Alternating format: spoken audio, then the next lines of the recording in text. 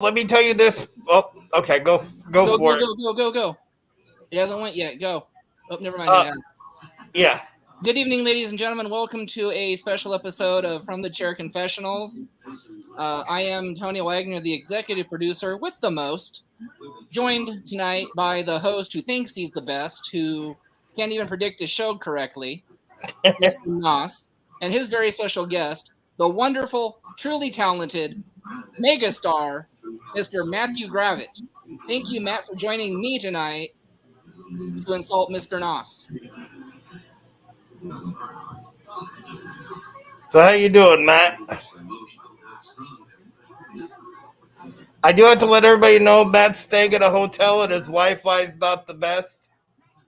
So I think we have him back now. Are you? How you doing, Matt? What's up? How you doing? Oh, good. All right. So Oh, I'm doing good. so we're doing these confessionals as part of the Special Olympics. So tell us a little bit about your Special Olympics experience. Well, walked away with a lot of medals, met some wonderful people. I I had a good time. Too bad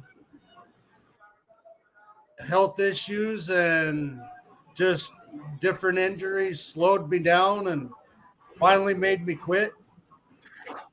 I had fun on a team that I played on back in the early 2000s, which is called the Outlaws. We ran roughshod.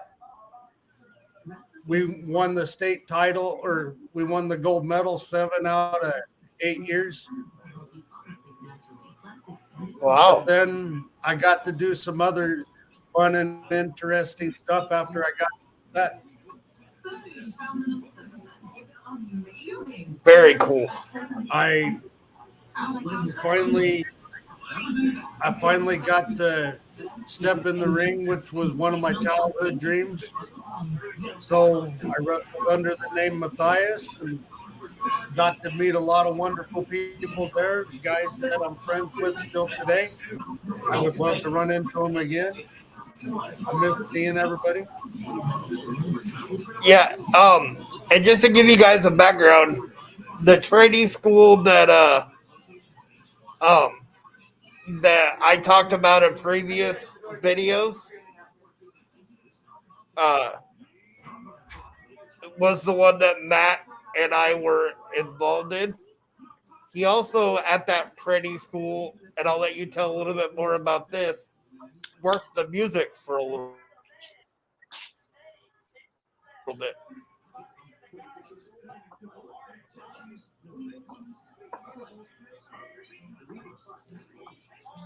I was saying you worked the music for a little bit.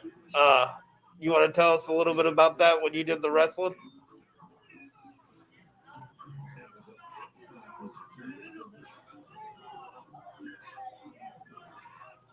I think he might have froze for a minute, but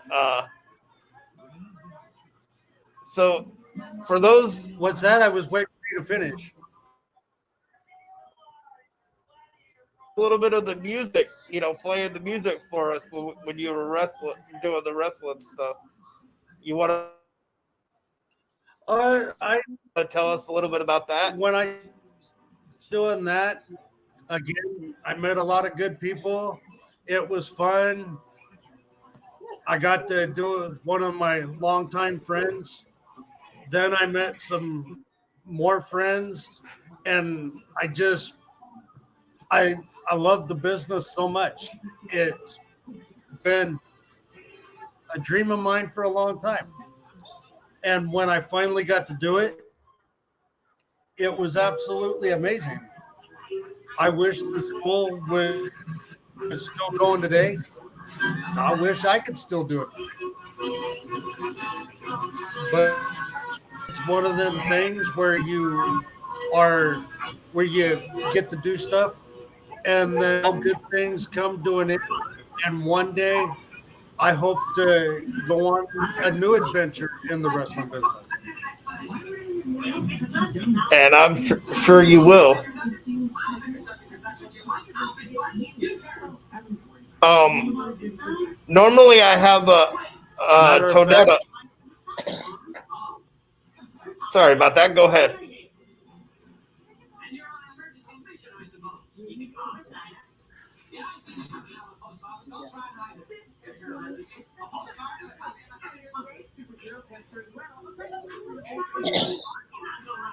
I think he froze again. But anyway, Yeah. before we get going, for those fans of you that may know that there is an actual younger executive producer than myself, and that's my highly talented grandson who has more talent than Mr. Noss himself, Atreus. Yes. We lost We, Matt. We lost he'll Matt be for a minute. he'll be back for a minute. His connection dropped. We'll just have to let But him back in. anyways, so for those fans that don't know, whenever Trey cries, Nathan's fired. So let's see if he can make it through a whole 2-hour podcast without being fired. And let me tell you, this podcast doesn't have a very good severance package.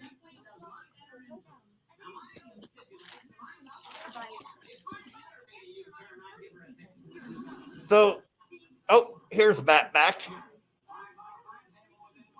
Although you have been fired more during this podcast, I think, than I have Okay. in my entire career. sorry about that. It's all good. We totally understand technical difficulties. So, like I was saying before, and now since Matt's back, we've got a younger executive producer in the house than myself, and that's my 1-year-old grandson. Yeah. Being a part of that, I've had a lot of stuff.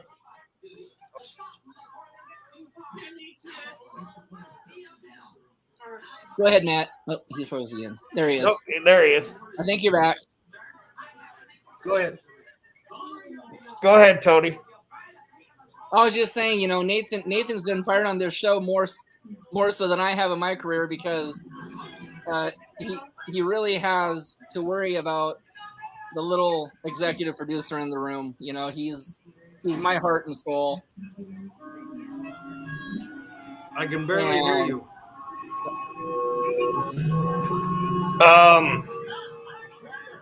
Is that Anyway, better? Okay. Let's move on. I know Nathan's been looking really forward to this podcast. Not only is it confessionals, like Matt says, I he's can actually. barely hear you. You got to take it, Nathan, if he can barely hear me. Okay. Like Tony said, I've been looking forward to this for a long time because I think we lost him again for a minute. But For a minute, yeah. Any fans can understand staying in a hotel and having to deal with the hotel Wi-Fi. So Yes, it does. It does suck. So, and I think he lost his connection completely again for a minute. Oh, and he's back again. And he's back. I'm back. Well, good. This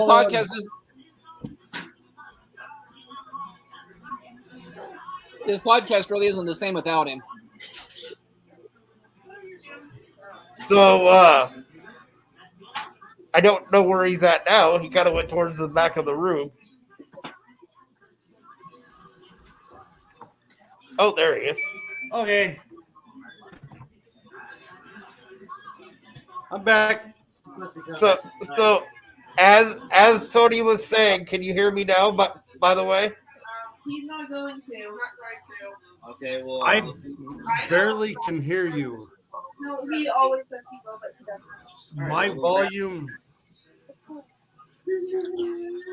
My volume's up. how about now? There's the jerseys for this year. Oh, shit. What? They're the old ones, yeah. Okay, no. You got 3 feet insurance left varsity, the older ones. Well, maybe it would help if I actually put it on right.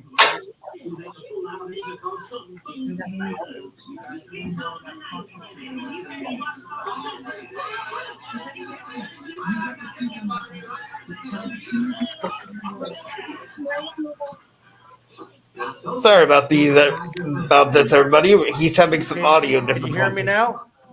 I can hear you. Can you hear me? You watching for a little bit?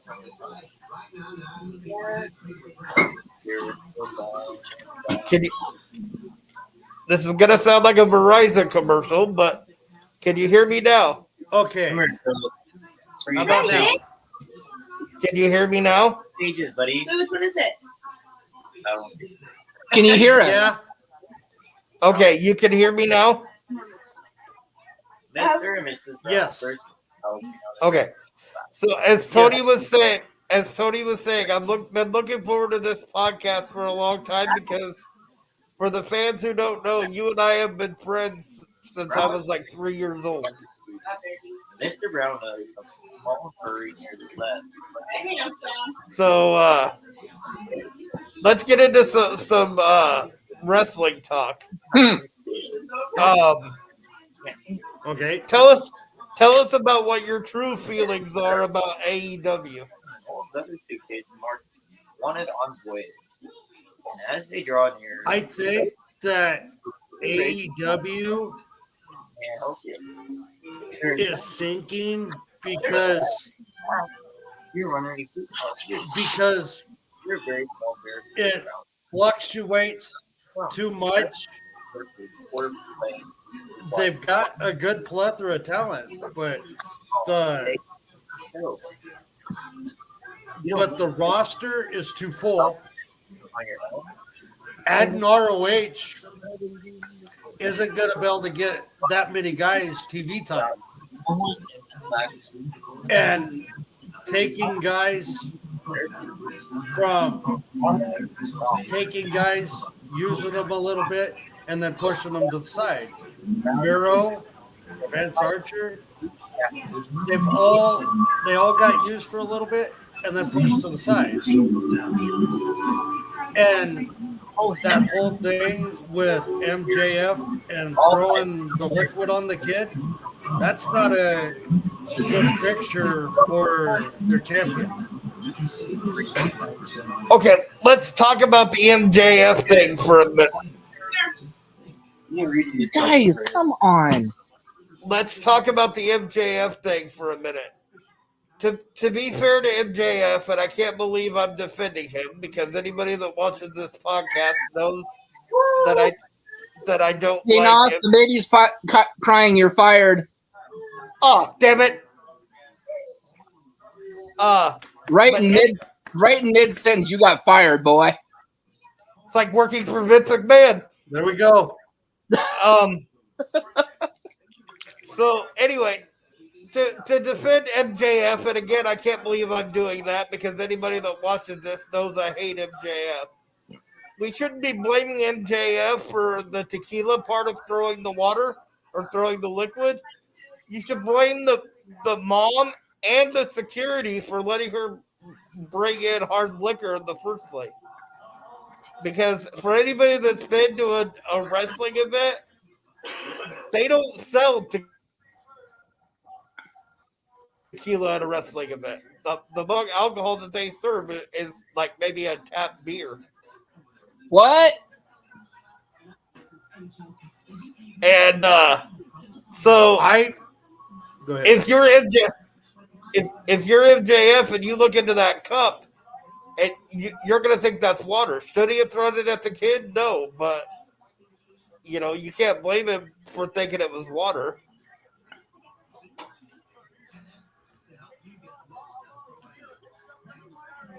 My biggest thing with AEW is they have all these big announcements. We've got a big announcement, and then the owner doesn't even do it. So how are you supposed to? Well, let me put it this way. He gets his ratings off of people dying. The Briscoes never had anything to do with the company until Jay died. And then he used Mark to make money. That wasn't AEW's fault. That So was Warner. then the ratings went up And, and then the very next week, their ratings went into the toilet. And again, not to be argumentative, but he is doing right by the Briscoes because one, he is taking care of their family and the kids that have been injured in the crash.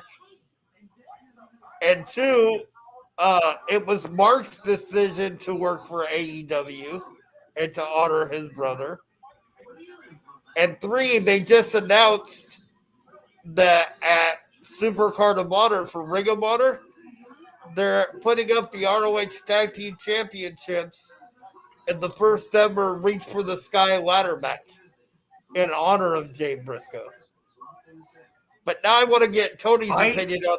Hold on, I want to get Tony's opinion on this because he is the number one Briscoe fan on this podcast so far. So. Oh, I love the Briscoes. Yeah. I don't agree that Tony Khan did it the wrong way because honestly, the Briscoes should have been on AEW from the very beginning. It was their media company they were on. Warner Brothers never wanted the Briscoes on AEW TV.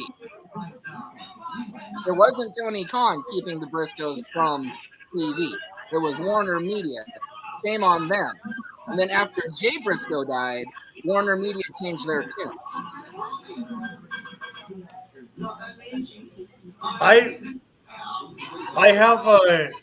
I know a lot of companies have done it. AEW's made money off of people's deaths. WWE's done it. Impact's done it. They've all done it. I've never agreed with it. But the biggest thing that I don't agree with AEW, I know they got permission, but they made money off of a guy that never stepped foot in the ring. Never even they wasn't even thought of when the guy died. If anybody should have been able to make money off of Owen, it should have been the place that he wrestled at. And wrestled at and gave him a lot of money for a lot of years. Made him a megastar for so many years. I don't think that Tony Khan should have went down that road because he never wrestled for him. But again, he had no choice because Martha Hart wasn't going to let Vince McMahon do anything for Owen Hart. Because of Vince being the biggest ass in wrestling when he was part of it, and constantly putting the breaking the copyright agreement that Martha Hart had, then there was no way that Martha was gonna let Vince do anything with WWE. So I actually have no problem with AEW doing the Owen Hart Cup. Fired number 2. Because that's what Owen wanted. Good job, Nate. Well, don't thank me. Thank Trey. So, he fired me.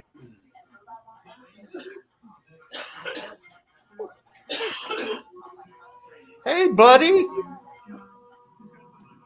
Wait, he's not crying. Does that mean I'm rehired?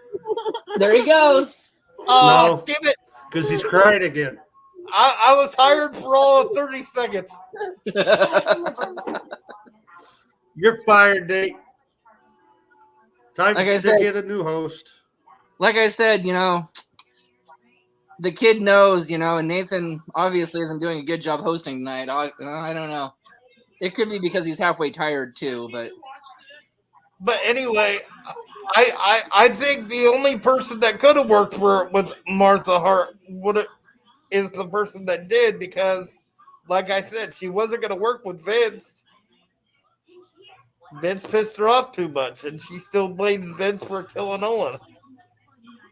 I think that if I think if Triple H and Stephanie would have went to her with it, I think she would have done it. I don't think she would have turned him down. Yeah, but the problem is when the idea of the Owen Hart Cup came about, Vince was still in charge. And as long as Vince has anything to do with the WWE, Martha Hart, in my opinion, won't work for her. Or, I mean, won't work with them. So I got one for you, and I think it's an interesting topic. Now that Vince is not in charge of anything, there is word going around that one of the headliners this year is going to be Benoit. Okay, Benoit is an interesting topic to me because as I agree with you that he should be in the Hall of Fame because to me you can't, regardless of what your opinion is on what he did or didn't do, which we'll get Supposedly did. We'll get more in depth in that in a minute. Regardless of what your opinion is, his wrestling career on its own should be enough to get him into the Hall of Fame. Yep. But do I think it's going to happen? No, because there's too much differing opinions as far as public opinion goes. Tony, what do you think? I'm with you guys. I totally agree. Chris Benoit, 100% on his wrestling ability, deserves to be in the Hall of Fame. As do I believe, as in like baseball, one person's not in the Hall of Fame that deserves to be in the Hall of Fame, but he's never going to be because he's banded because he bet on the game. Again,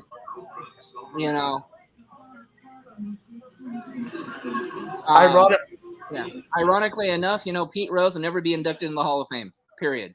I really hope that someday, and it's probably going to be when Vince McMahon is cold and dead, Benoit will finally take his rightful spot in the Hall of Fame. I'd love to see it this year, but, I think Vince has still got too much power. I would have to agree with that. So let's get into the whole Benoit saga here for a minute, because I know you and I, Matt, have very passionate opinions, and Tony also, because him and I have talked about it. And I've done extensive research on it.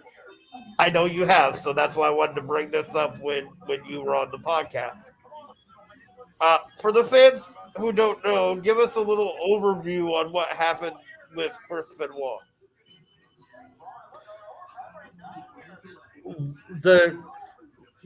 Everything that they said that happened over them 3 days, there's so many holes in between that doesn't make sense.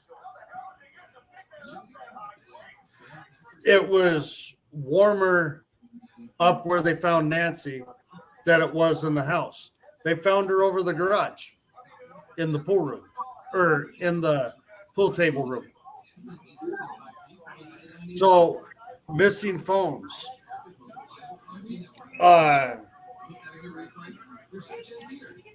911 calls made when they was all dead. Supposed to be dead. Wine bottles by Chris that wasn't, but none in his system. There was a knock at the door when Benoit was on the phone with Chavo. Text messages sent after they were supposed to be dead. So with and then something else I just found out not too long ago. There was detectives that come out and did interviews and the police reports. and one would contradict the other. So Right. none of them said the same thing. Well, and I think a big part too is the fact that when the police first got there, they let the neighbor into the house for like 30 minutes before the police went inside. Now, that's a little weird to me because she could have moved any kind of evidence Yeah. around or changes the scene before the police ever got there. Then they get in there and they only spend 5 minutes in the place before they declare it a murder suicide. So something else that I forgot to say. When the police got there, you know how the text messages said that the dogs were in the enclosed pool area? Yeah. You remember that? Well, Yeah. there was a report that come out that said the dogs were running around in the front yard in the police reports. Interesting. That they had to get the neighbor to corral the dogs. And that's how the neighbor ended up inside. They didn't stop her from going inside after she corralled the dogs. Well, I know that that you and I think a certain person had something to do with it, but Tony, I, and Tonette had somebody on the podcast named D. Rat King, who has met Kevin Sullivan, and he said that if you ever meet Kevin Sullivan now, that he didn't think Kevin Sullivan had anything to do with it. And I say that just because to reiterate the fact that everybody has differing opinions on what happened.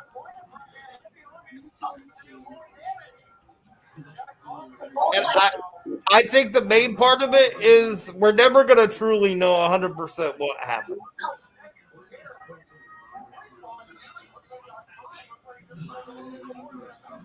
Something else, something that sticks in my mind with it is that Friday she was seen at the grocery store buying food. So for a barbecue and didn't buy any liquor. And the AC guy come over and was fixing the AC for him and said that everybody was happy-go-lucky. Yeah, so if they're happy, then why,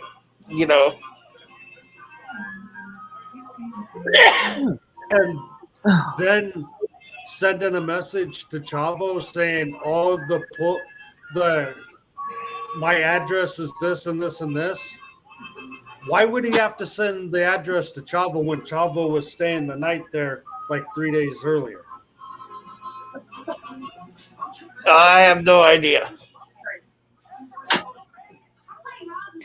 So there's so much. And I argue with people today. And I stand my ground. I don't think he did it. Well, I agree with you on that, but like we said at the beginning of this topic, I think he's innocent. I don't think he'll be. I agree with Tony. I don't think he'll be put in the Hall of Fame until Vince is dead.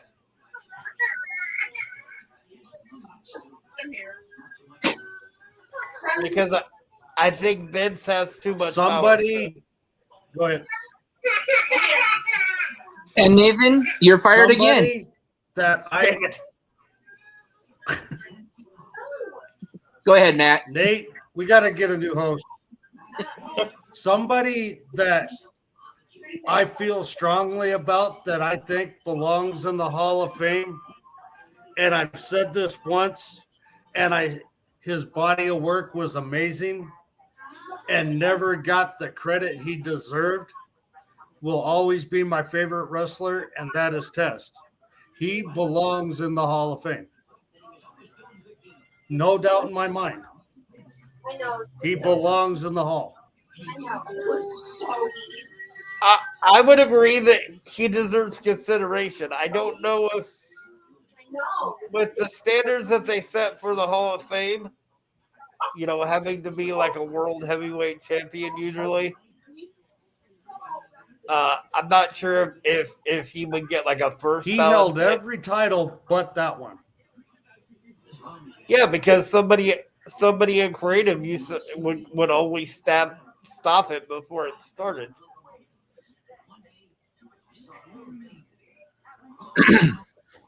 Well, that's interesting, And because that was actually, Vince. yep, that was Vince. Yep. And a lot of times I actually go with Nathan, but I actually agree with Matt on this one. Test deserves to be in the Hall of Fame. I know. Will he?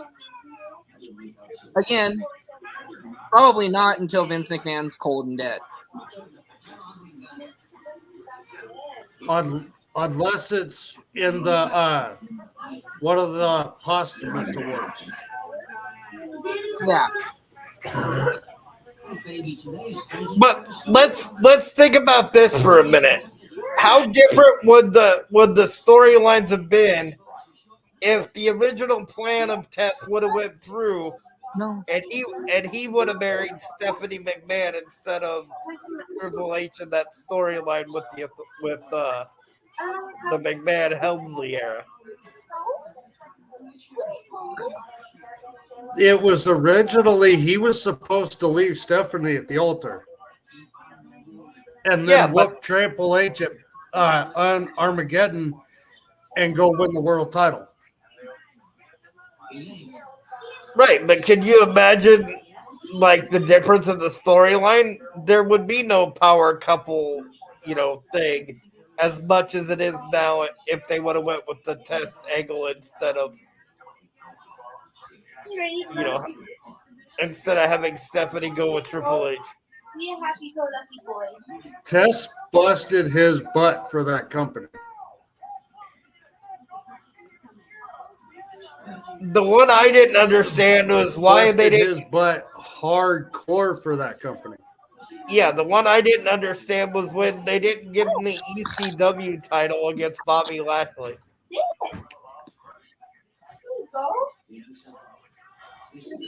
That Vince, he was supposed to win that, and then Vince screwed him over because of the promo. No, that's right. Yeah, but you could have at least let him get pinned instead of letting him get counted out. I know.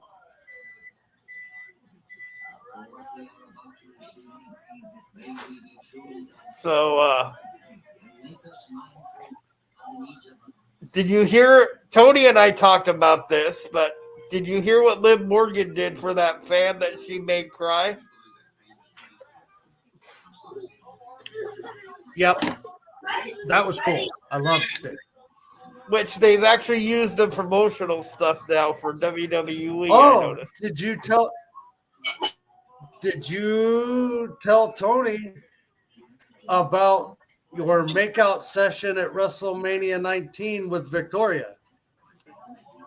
What makeout session with Victoria at WrestleMania 19? Is there more dirt on Nathan that I'm going to learn tonight? It wasn't a makeout session. I didn't pay for the picture. I got it for free because they let me do it because of my disability. Okay, now I don't want to hear your story because you're not going to tell me the truth. Mr. Gravett, would you please tell me the story? So we're going through Fat Access. We see Victoria. We go up there. Nate goes up there to take the picture, and she's all over him like white on rice. Trying to kiss him and everything else.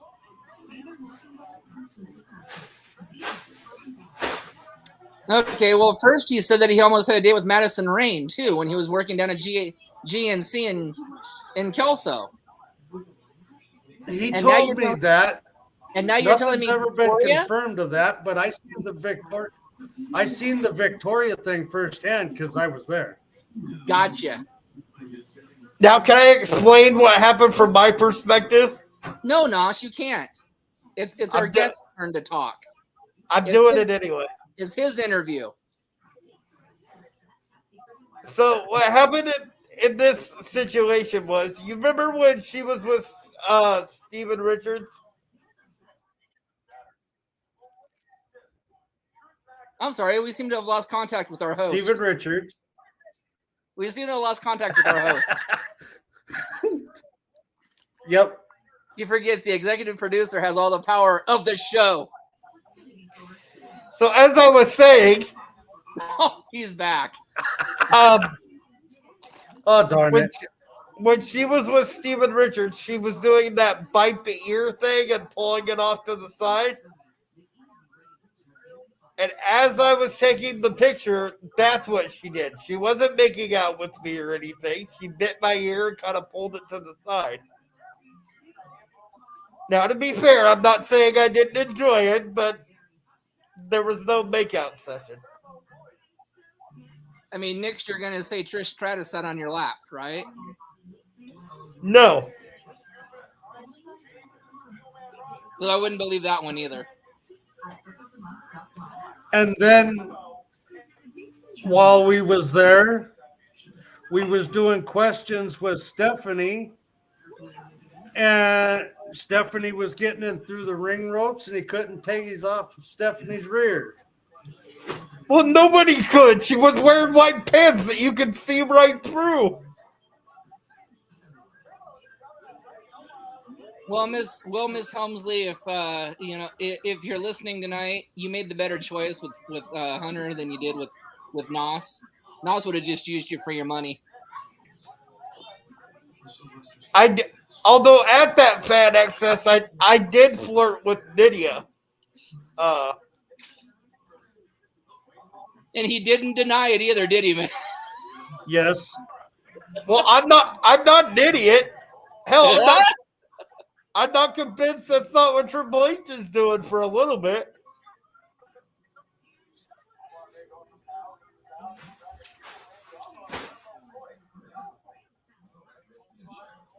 That was a fun weekend. Yes. Nate almost got taken into a dark alley with some chick That wasn't me. That was Scott. as we was going to dinner. No, that wasn't me. That was Scott. Remember? Because she wanted him to lick her.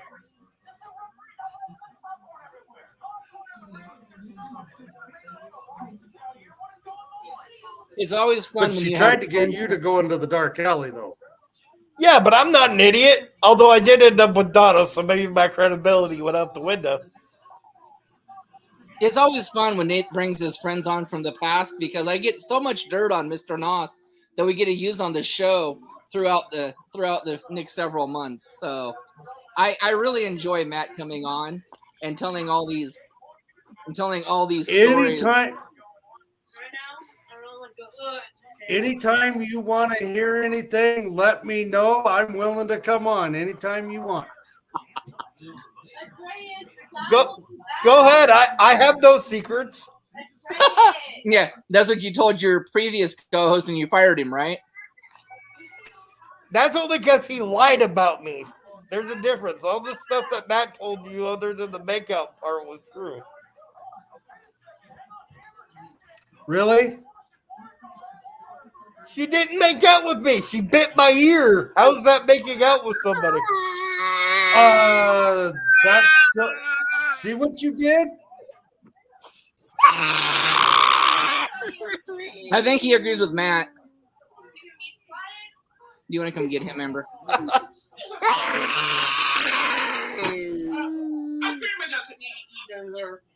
Okay, never mind. Just let him sit. Let him sit. Good job, Nate. Let him sit. Let him sit. He's fine. Come here. Come here.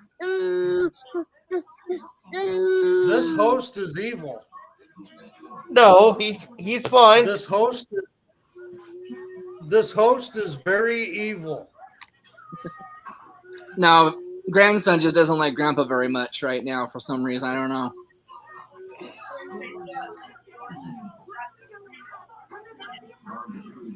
But anyways, no, moving. So back to wrestling. Yep, back to wrestling.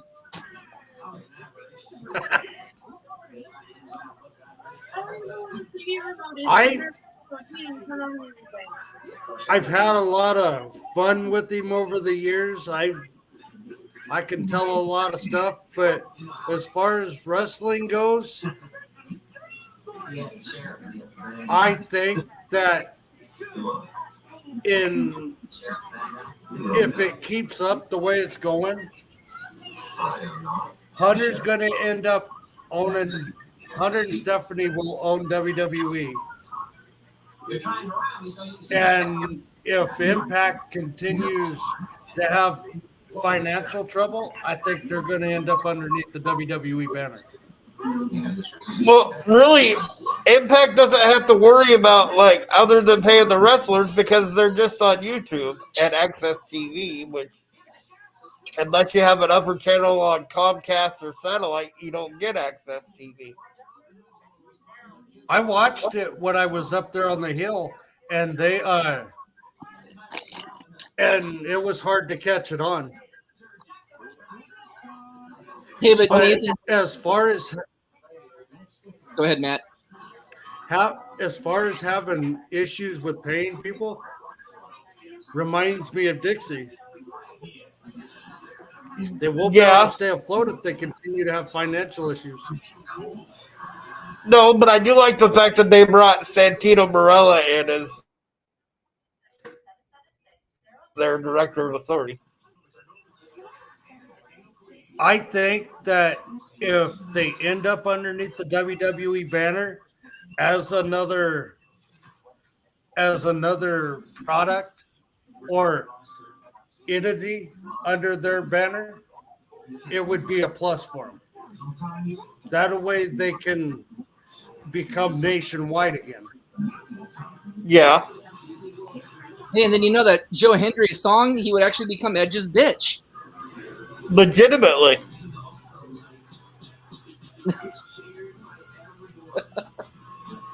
So, what's your thoughts on that song, Matt? I don't recognize the song. He hasn't Okay. watched it. He hasn't watched it in a while, Nathan. He just admitted that he hasn't watched it since he's been on the hill, remember? Oh, that's right. So, Joe Hendry made a song about Matt Cardona and Brian Myers called Edge's Bitch. Oh, I know he's with Diener. Who? They was with Eric Young. No. Matt Cardona's not with Dieter. Sammy Callahan. No, I was with talking Dieter. about. I was saying Diener, and then the big guy was with Eric Young before he left. Yeah, but Yeah. Joe Doring has brain cancer, and hopefully he's doing a lot better, by the way. Yeah, I thought I seen him on something on YouTube or something. I can't remember what I was watching. But right now it's Alan Angels and Khan from the Ascension Okay. are with Dieter right now. And they're trying to recruit Sammy Callahan, who tonight, which I'll watch at after we get done with the podcast, is taking on Mhm. Rhino, which should be a pretty good match. Yeah. I've heard that Cordona's debuted at WrestleMania. Cardona? Maybe. Yep. Because they announced last week on Impact, Brian Myers announced that he was gone from Impact. There's talk that Myers is going over too. Not for a while, because Moose said he was going to help him win the Digital Media Championship. You know Moose just as well as I do. Moose will turn on him in a heartbeat. No, I can't argue with you there. I want to, but I can't. So what do you think? Go ahead. What do you think about this tag team of Chelsea Green and Carmella? Different, but it fits.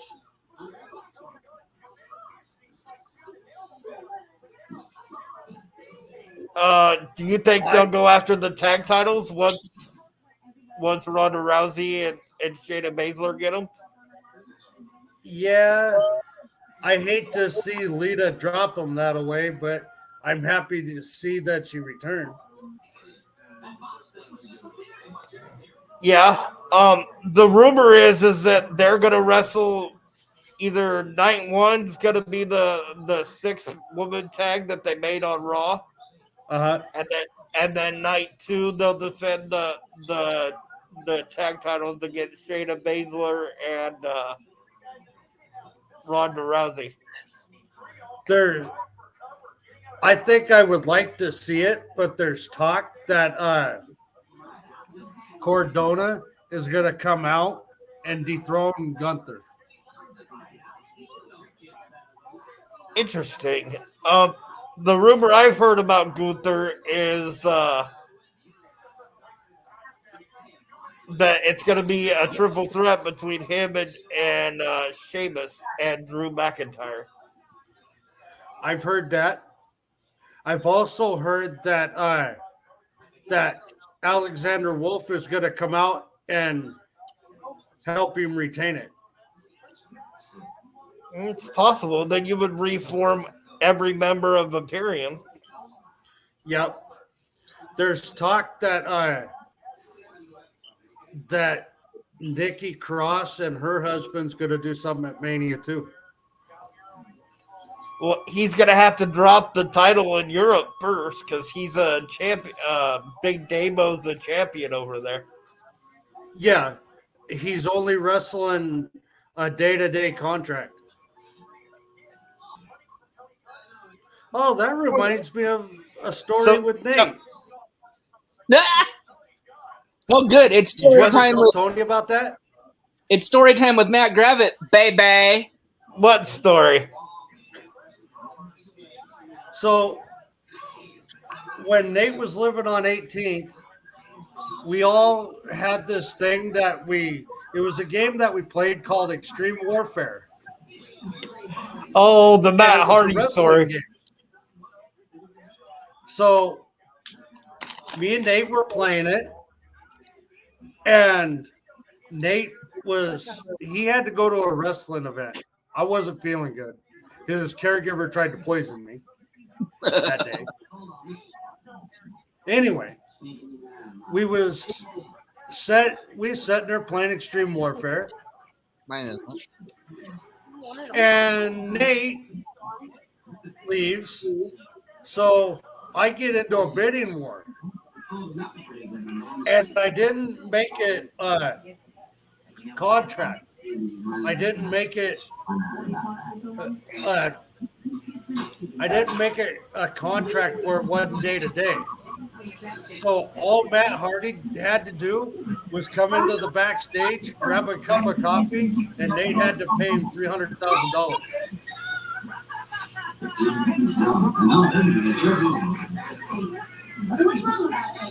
And by the way, Nate, you're still welcome for that. I helped you out. Which, by the way, made me have to help me out, start it over. You pay Matt Hardy $300,000 just to grab a cup of coffee. You can't pay anybody else anything. one expensive cup of coffee. Yeah. So I know Nathan's opinion on this, but Matt, who do you think Uncle Howdy is? Bo Dallas. Nathan, do you still I heard think it. I do you still heard him. Yeah. Do you still think it's EY? No, I think it's Bo Dallas, but EY is one of the characters. There's Nathan? talk that Eric Redbeard's another one of the characters. No, I think it's Eric Young because if you look at Extreme Rules, right? Mm-hmm. The guy that jumped off the the balcony thing during the pitch black match, Mm-hmm. Which, by the way, I still say LA Knight's tights looked really, really funny in that match. Uh, when when he dove off, the guy that jumped off was taller than Bo Dallas. First of all, and second of all, EY's short. I know, but he's still taller than Bo Dallas. EY is a little bit taller, maybe shorter than AJ Styles. I would agree there. But second point. The second point is during one of the Firefly Funhouse vignettes when Uncle Howdy made an appearance. It was EY's voice that was Uncle Howdy. But if you listen to the encounter with Bobby Lashley in the ring, when Uncle Howdy said something, it sounded just like Bo Dallas. And it's possible they could have both of them playing it.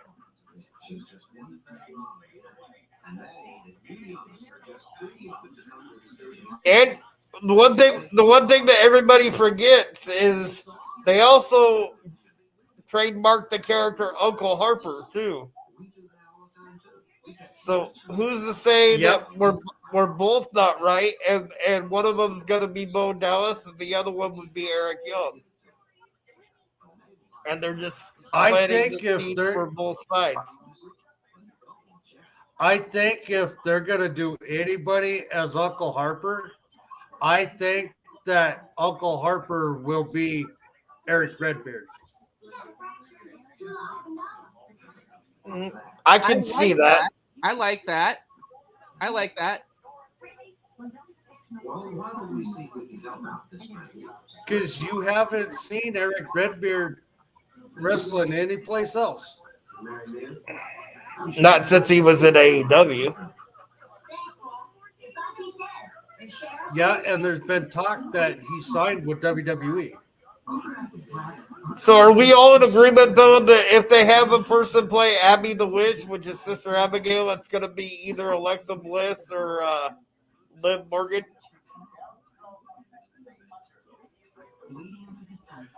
I've heard that that's going to be Victoria's last run. The only thing is, I think Victoria or Tara signed to Impact. I think that's a day-to-day contract. I don't think that is a permanent contract. And the reason I say Liv Morgan is I know Bo Dallas is really pushing for her to be Sister Abigail based on the fact that they're dating and he wants to work with her on a regular basis. I did not know they was dating. Yeah. But on the same aspect, you know, Bray's already worked with Alexa. True, and they have done more storyline work with Alexa leading up to Wyatt 6 is going to be. And, you know. And they've been. Go ahead. No. Yes, first, obviously. Go ahead. I know how to be a good host. Ouch. He's been very good, unlike the gentleman over here to my left. Ouch. He's referring to you, Nos. I know. I can tell my left from my right most of the time.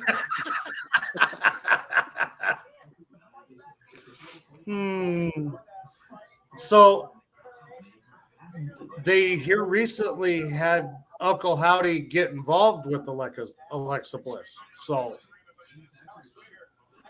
yeah.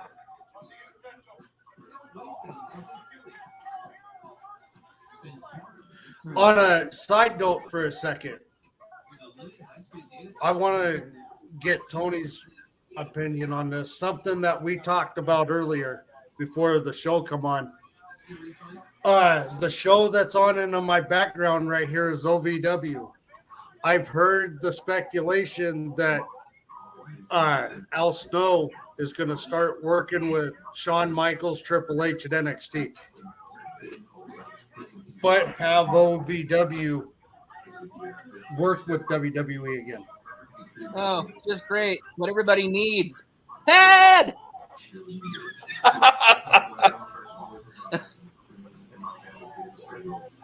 It would help them get better. Yeah. I have a hard time watching it the way it Well, looks right now. well, let's be fair. For anybody that hasn't seen OBW, they have the same problem that you're complaining about with AEW.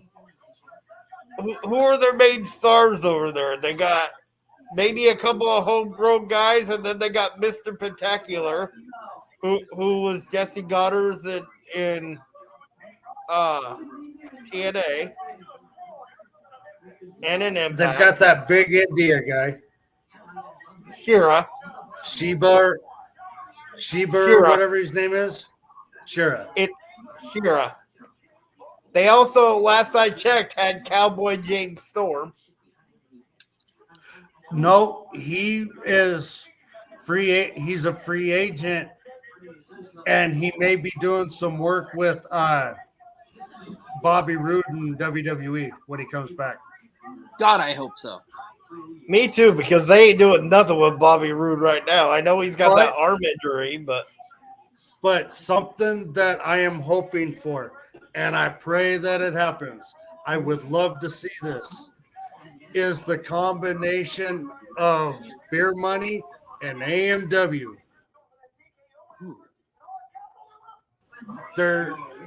but been going think about the around last physical shape that we saw. Go ahead. Chris Harrison and Impact. In WWE, he was like 3 times the size of what he was in TNA. I seen him here recently, about 4 or 5 months ago, in Impact. Yeah, but do you think he'd want to go back to a place that gave him the name Braden Walker and did nothing with him when he was in WWE the last time? I think that under Triple H, I think it would be different.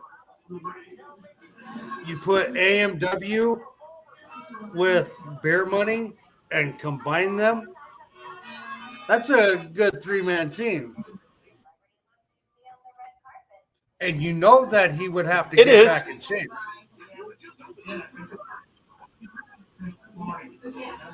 Well, yeah. Why not give AMW one more last run? Well, speaking of factions, what do you guys think about the picture that MVP put out in Boston about possibly a new Hurt business with Omos, Carmelo Hayes, and the Street Profits?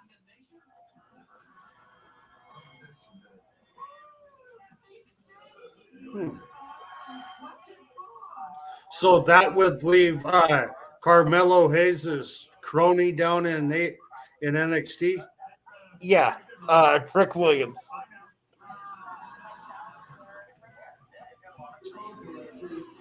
Did you watch NXT yesterday? Yes, I did. Or Tuesday? On Tuesday. Chase U is breaking up. Yeah, I never thought that Duke Hudson fit in Chase U anyway. No. I've heard that the female is going to the main roster and possibly Duke Hudson too. Well, I think Thea Hale and Andre Chase are going to stay together. But I think that Duke Hudson should separate and then be managed by Wade Barrett. And then they find somebody else. And then maybe they bring Pat McAfee back onto SmackDown. Something else that I've heard that I want to get your thoughts on is there's 2 free agents out there, and I'm hoping that all 3 come over.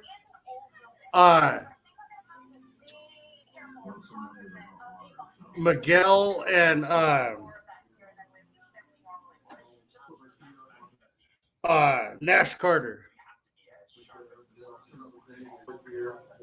What was the third member's name?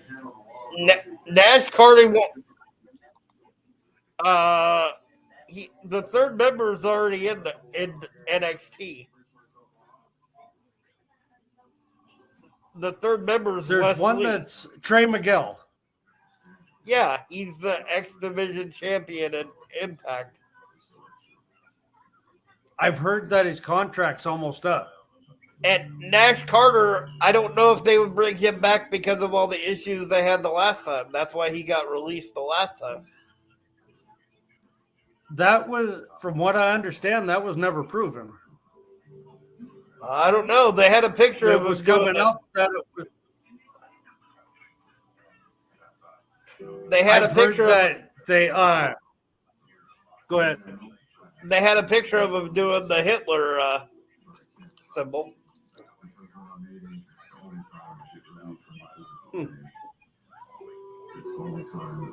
I would love to see the three together in NXT. That would be cool.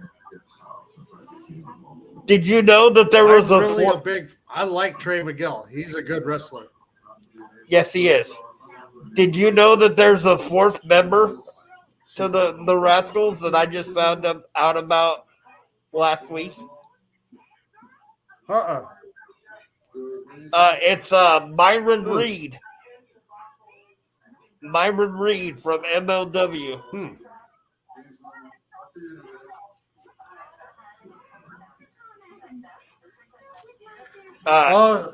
I'm pretty sure you're aware of this already, but there's about ready to be more members of the Bloodline.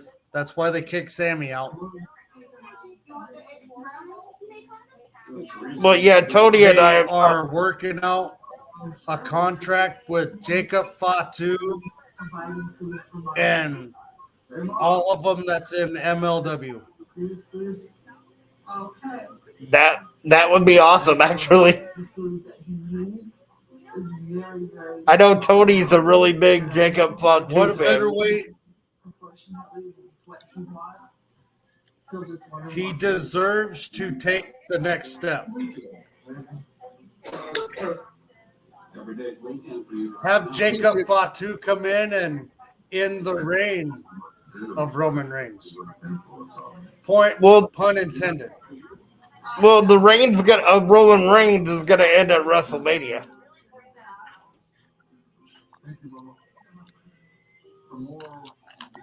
Oh, I got a feeling, yeah.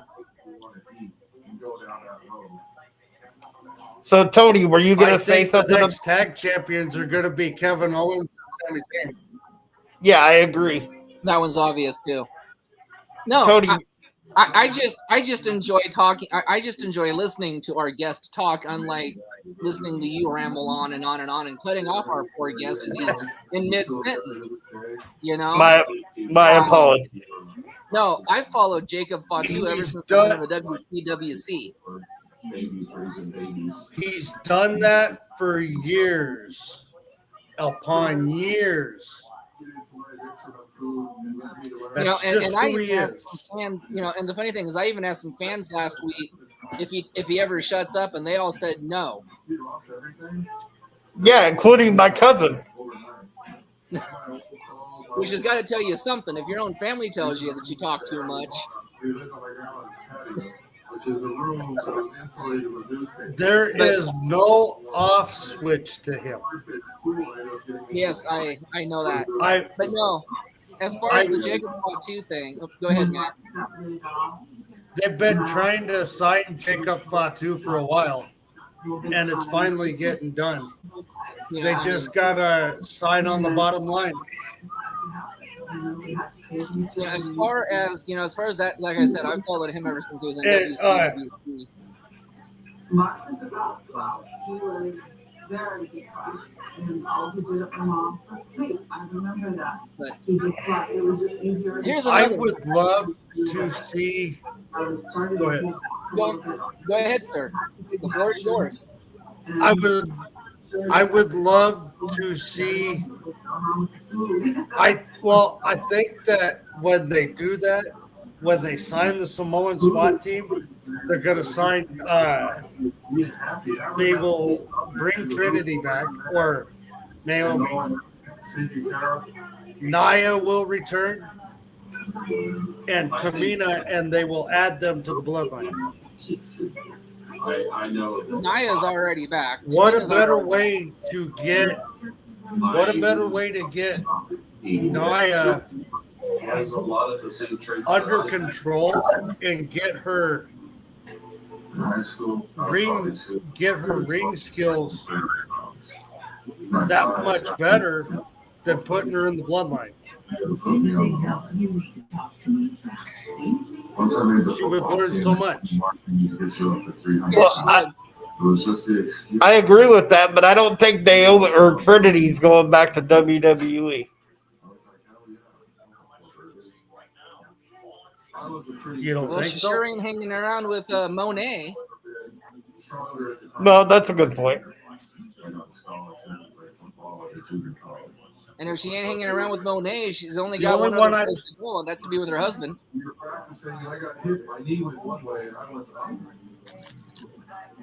I think that she's going to come back. I think they're working on getting it all smoothed out. Hunter's going to bring her back. I just don't know when. Well, probably when she heals up from her shoulder surgery.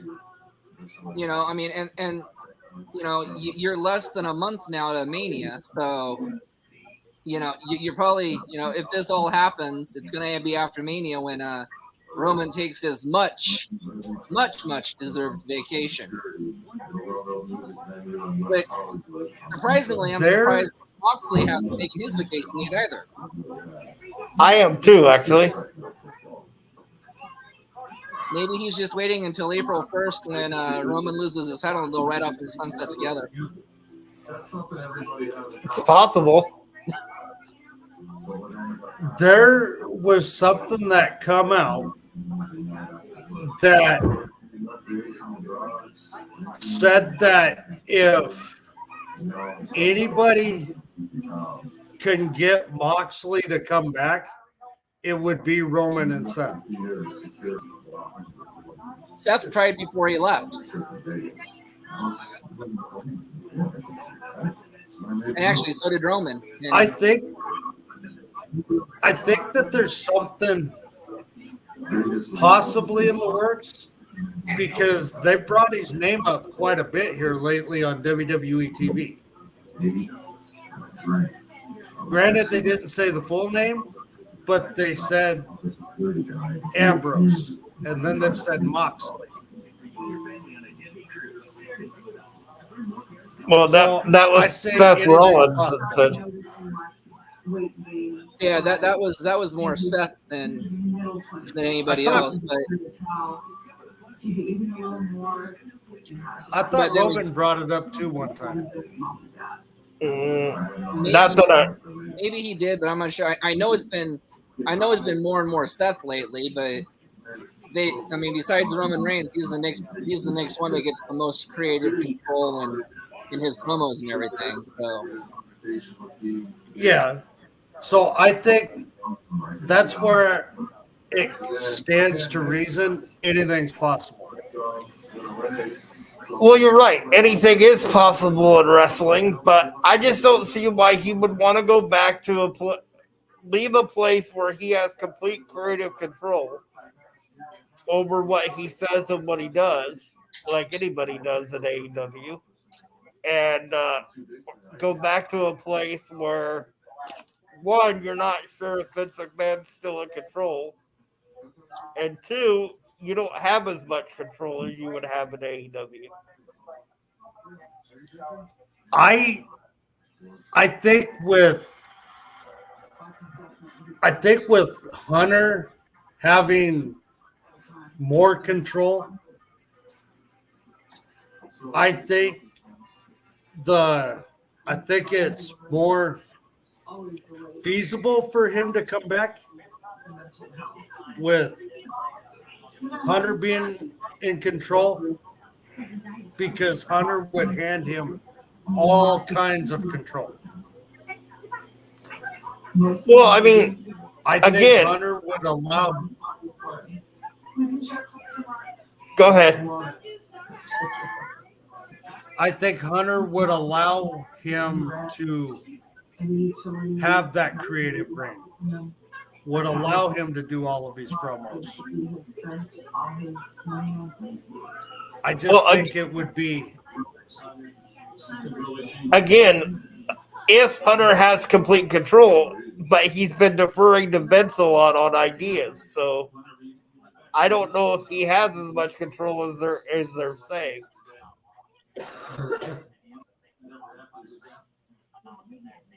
I think that I think it's more likely that Moxley will return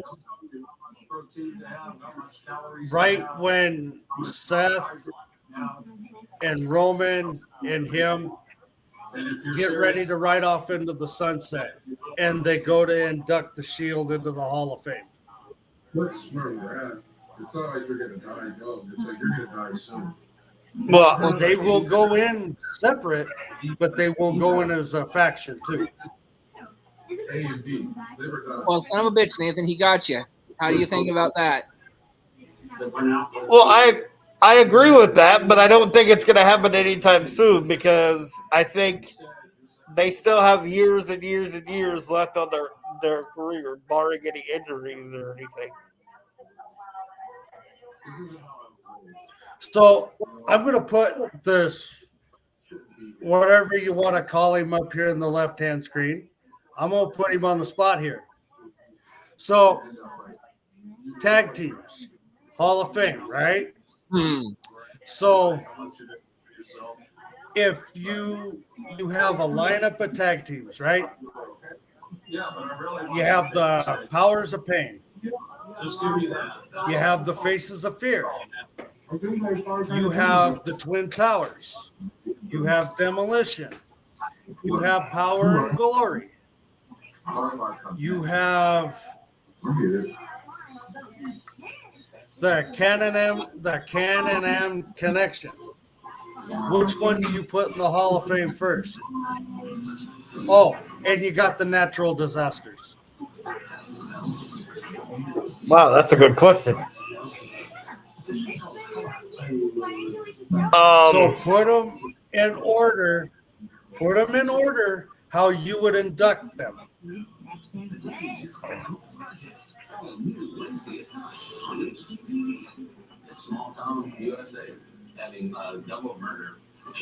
I would probably put the Twin Towers in first, just because anything with the Undertaker in it would put that as a. I'm talking Akeem and Bossman. Oh, okay, because Undertaker and Dan Spivey were called. That's the Skyscrapers. My mistake. Very good, Nate. And you call yourself the host with the most. I would probably put Demolition in, just because of the number of high profile matches that they had. First. Then I would probably put. Okay. For some reason, my brain just froze. Give me a minute to rethink about the list.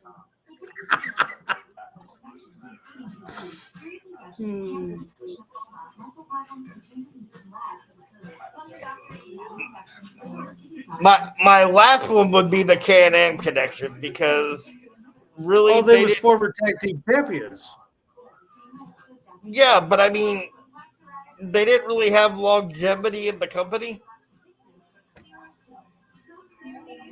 Technically, they did.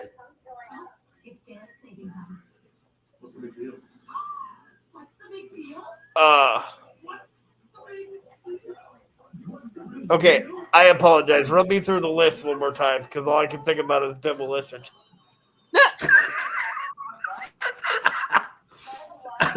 Okay, you had the Twin Towers, Demolition. You had the Can-Am Connection. You had the Faces of Fear, the Powers of Pain, Power and Glory, the Rougeau brothers.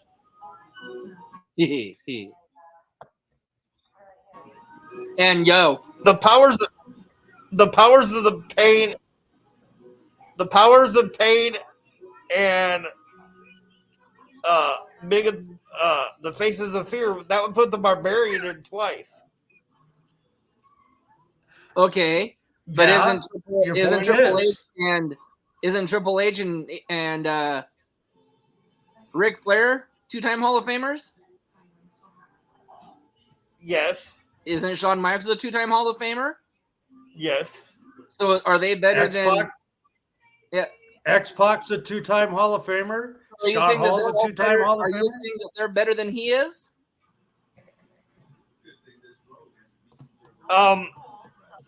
Actually, yes. Yes, I am actually, because the Barbarian had a lot of longevity, but he didn't like hold a lot of titles and stuff, right? Like the Powers of Pain were just like a team to put up against either Demolition or the Road Warriors. And the closest the Faces of Fear ever got to the tag titles was when they took on the Outsiders at Halloween Havoc. And Mr. Barbarian, sir, if you look at the bottom of the screen, you can see where we're live from. And if you come and find me personally, I will take you into Mr. Nas's room so you can beat him up. Bring it on. I'll be right there with you.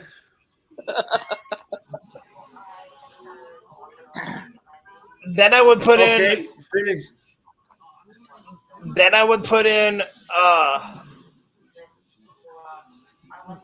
the Twin Towers, because of the careers of both Akeem and the Big Boss Man, both as the one-man gang and the Big Boss Man separately.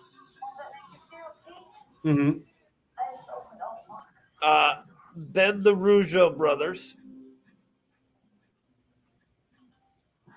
just because that would, they were a really good tag team, and both of them kind of split off and did their own thing. Jacques as the Mountie and Raymond as the commentator later on. Technically, Jacques would get in twice. Yeah, as the Mountie and as part of the Rougeau brothers. Well, 3 times then. You're forgetting one.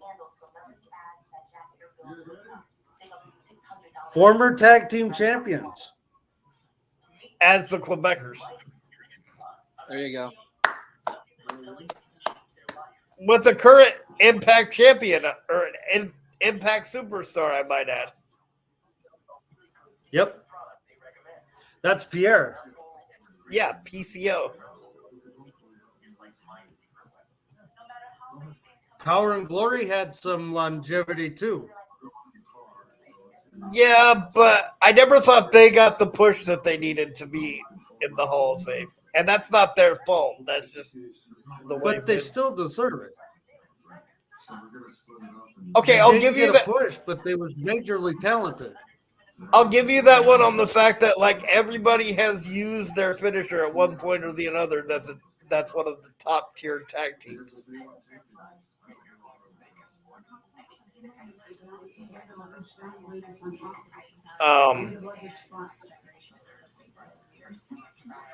So yeah, that's how I would do it. Some teams that was left off that list that I think deserve it is MOM, the Smoking Guns, a tag team that I'm going to make Nate laugh, and I think that if they're going to put one version, they need to put all versions in the Hall of Fame. The Midnight Express. Okay, I have to comment on this one. One, the ones in the NWA yes, I agree, need to go into the Hall of Fame. The ones that were managed by Jim Cornette. But I am not going to put in Technically, Jim bombastic. Cornette managed them all. Well, okay, you're right on that part. But I am not going to put in Bombastic Bob and Bodacious Bart in the Hall of Fame as the Midnight Express.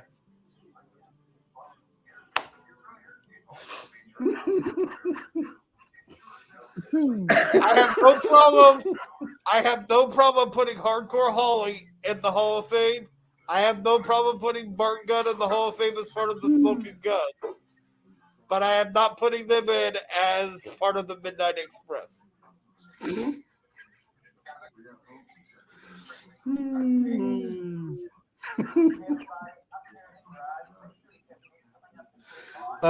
Since we're on this talk of tag teams that belong in the Hall of Fame, I think that the Godwins, the Headbangers belong in the Hall of Fame.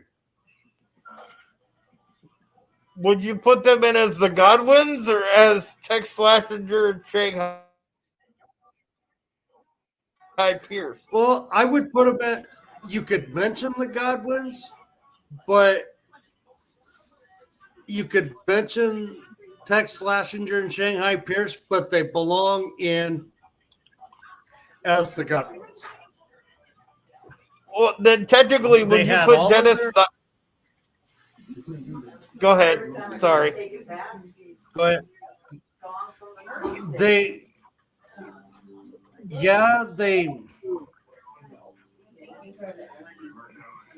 putting them in as Tex Slashinger and Shanghai Pierce would be like putting in the Cole brothers into the Hall of Fame. Their biggest claim to fame was Battle Bowl, and only one made Battle Bowl. Look, true. But then, would you put Dennis Knight in 3 times as part of the group of the Ministry of Darkness when he was Minion? Yeah. I'm good with putting him in as Minion. I'm good as putting him in as Minion as long as they don't put him in as Decade Minion.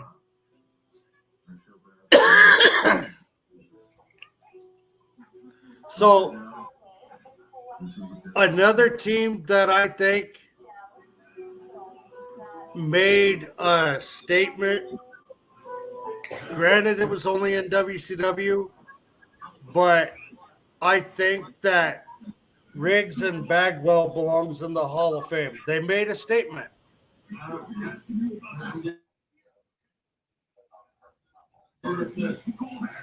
Fits with that one. Yes, they made a splash when they won the tag titles from Harlem Heat. But other than that, they're most known for feuding with each other when Bagwell went to the NWO. Another team, I don't know if Tony remembers this team, but another one that belongs in is Scorpio, and I think it was Scorpio and Bagwell. Mm-hmm. They beat the Nasty Boys and they beat 2 other major tag teams. I can't remember what they're called. Too legit to quit. What's their team name, Nate? Too legit to quit. I think, wasn't it, Nathan? Yeah, it was Too Legit to Quit.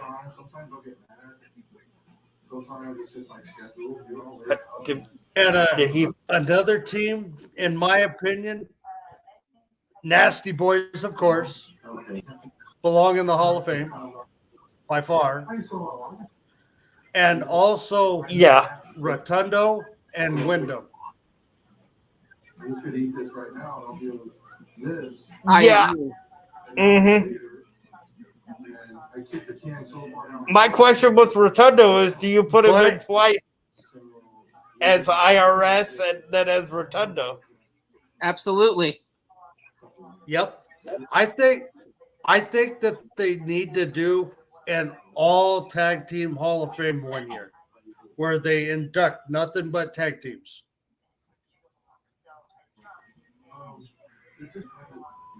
Have they even announced the That headline? would be Another one interesting. that they should put in.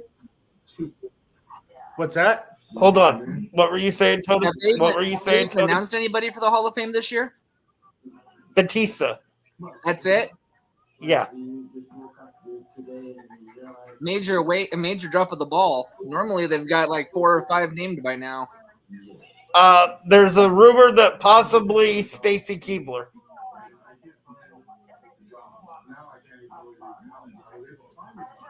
But getting back to this tag team thing, I like where Matt's going with this.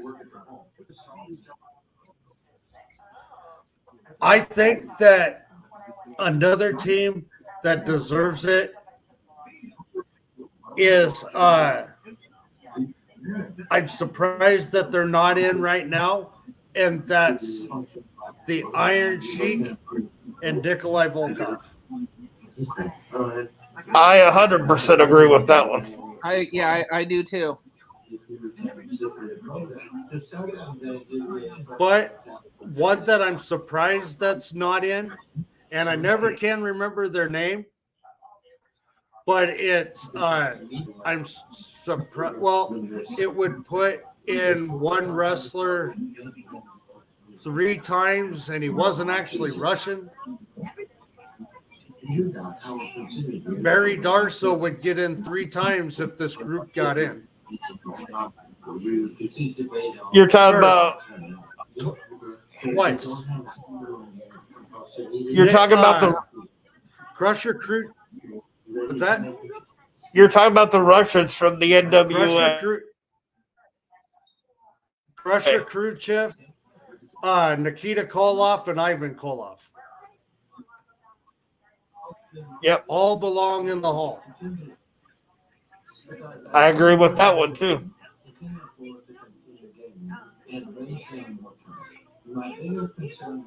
So, would you put the Hollies in?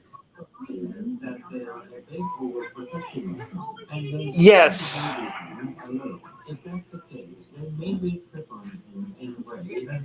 Not so The much. APA. Absolutely.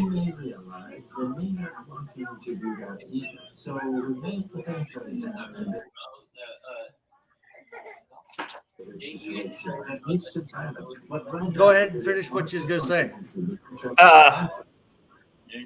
Not. I wouldn't put the Hollies in so much as a tag team, but single stars because they both had their best careers when they were both going for the hardcore title.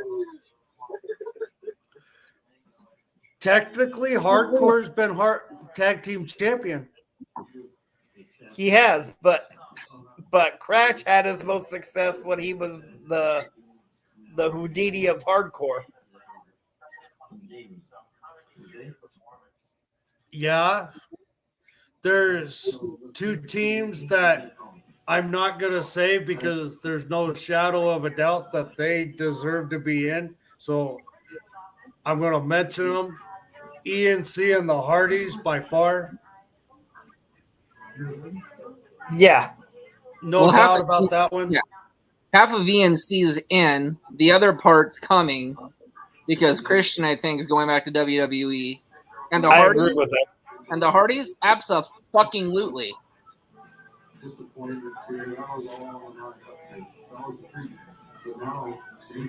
I'm going to make Nate laugh on this one, and I know Tony's going to laugh on this one. No. One tag team that deserves to be in is the Mean Street Posse. Yeah. Right. No comment. One bit. Yeah. Uh-huh.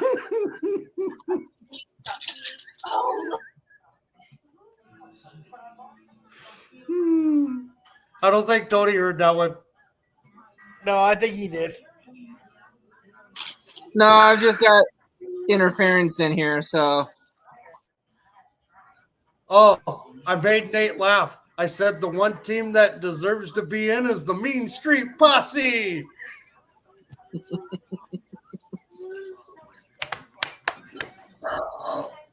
No. with or without Shane McMahon. Without Shane McMahon, they wouldn't have Yeah. been relevant.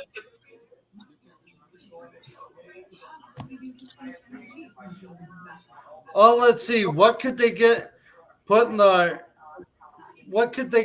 Hall of Fame for? Being Bulldog's lackey, all the times they got their ass kicked by Test. Well, here's another that'll probably make Nate Net laugh. A faction that needs to be inducted is the Cheer Squad. Dolph Ziggler and Nate would agree with that. Oh one. God, no. No. Even Dolph doesn't want to remember that he was in that one. They was brought back on that one episode of SmackDown. Remember? yeah. Please, I'm trying to forget. I've only dealt with PTSD once before. I didn't need it a second time. One faction that deserves to be in, and I think that everything that they was through warrants it, is the Job Squad. The Job Squad deserves to be in the Hall of Fame. All kidding aside. Okay, everybody but Gilbert. Yeah. Technically, he had a long tenure in the business. Please, he came out to break the sparklers as his pyro. That they had just fire extinguishers. He was light heavyweight champion. Hence the word light. I think I made meals that were bigger than him.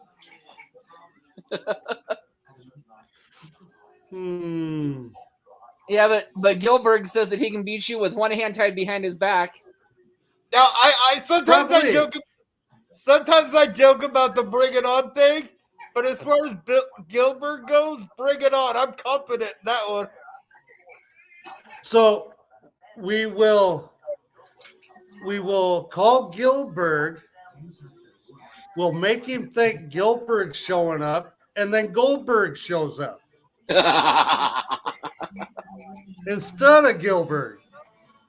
And that's what I asked for an autograph.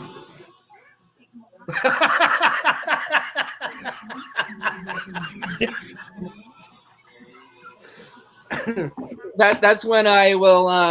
That's when I would actually pay Mr. Goldberg to put you up in the jackknife.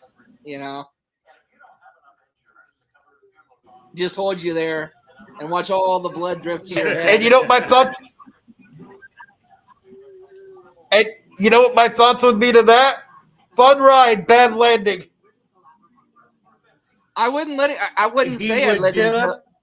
I wouldn't say I'd let him put you down. I just let all the blood rush to your head and let your head turn red and explode. Okay, so speaking of that, that wouldn't be as bad as when I lived on 27th and they spun me in a Hoyer after I got really drunk. I've heard that story. I've heard that story before.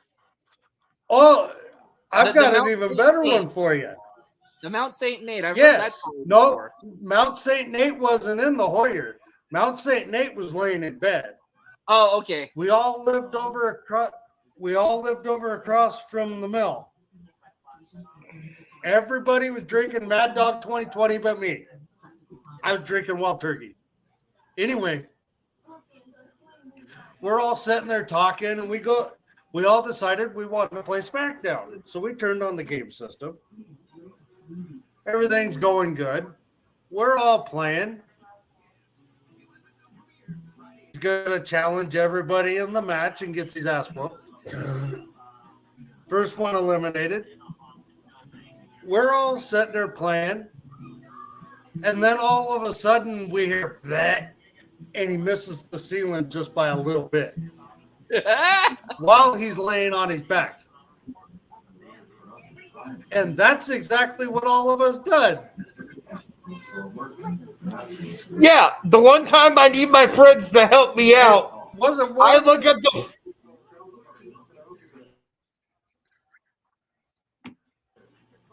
the one time me out, I look on the floor and everybody's dying laughing except for Dean because he's got his head stuck out the door because he's got the skin.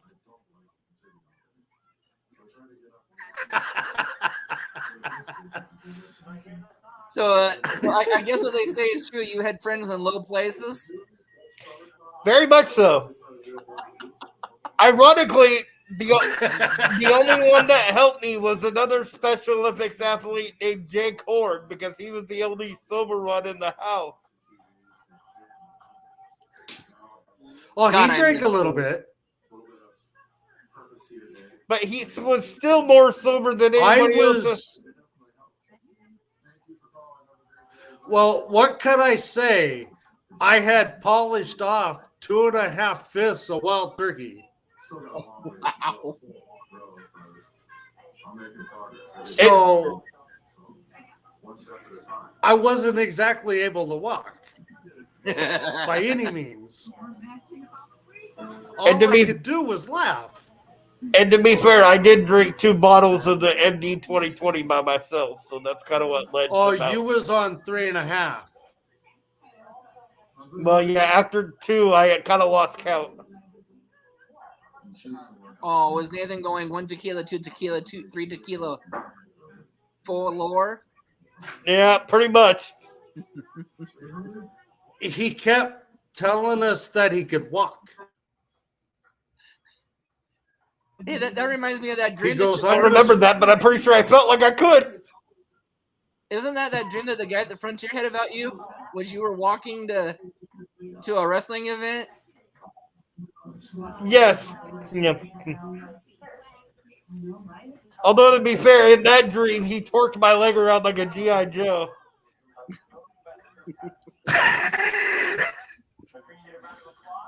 So it was quite interesting to watch all of us play a PlayStation while being drunk. That was hilarious. I could only imagine. Man, I'm glad I didn't know y'all back then.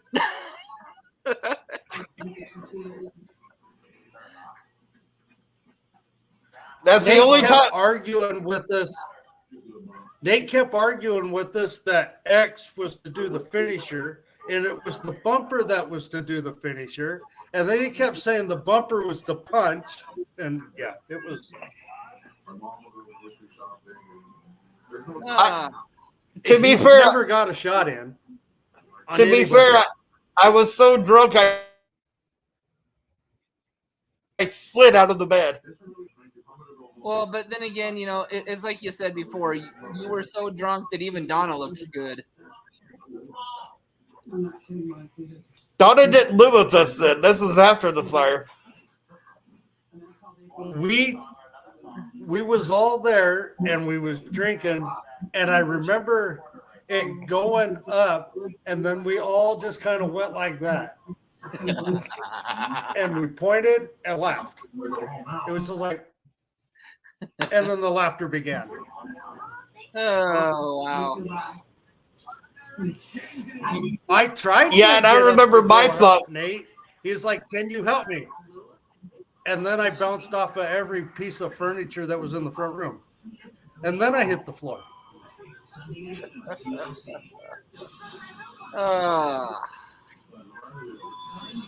But none of us remembered anything the next day. Oh, I remembered it. I had the game system was paused. Hell of a headache the next day. Oh, we all did. After drinking that much, I'm surprised. Yeah, I would be surprised if y'all didn't. It was, yeah. So let's see here. So unlike you guys, I don't watch NXT very much. So that Roxanne Perez thing that happened on Tuesday, was that real or was that staged? That was real. You think? Yeah. Which one? EMTs don't It- move like that, Nate. Fightful Select. The Roxanne Perez thing? Yeah. Well, I I know. think it was real. Yeah. But again, EMTs don't move like that. They don't.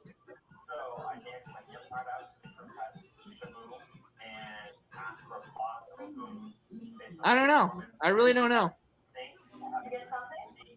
Fightful I think Select. it was real. Fight. Go ahead. I think it's real just by the way she was acting. Hey, Nate, you got to keep your Well, head. I do front too, of the ear. especially after the fact that Fightful said that that she has a concussion. Okay, that would make sense. But you know the funniest part of that whole thing? She was really dizzy afterwards. That would make sense.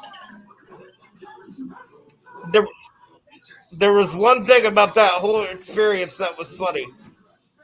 And that's when Shawn Michaels was trying to put the oxygen mask on Roxanne. He kept putting it on upside down.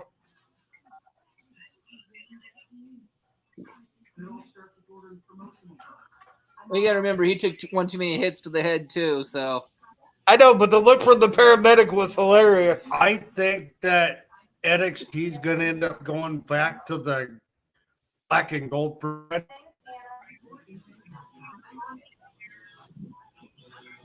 They already are. Excuse me. Go ahead. so What do you think of Johnny Gargano coming back to NXT?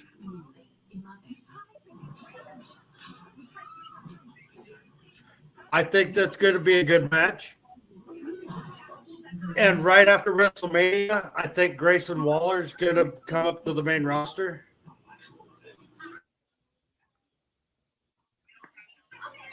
It's a possibility. There's talk that the big tall guy with the black hair is going to end up back down there teaming up with him this year. They had him dancing. I can't remember his name. Oh, Shaky.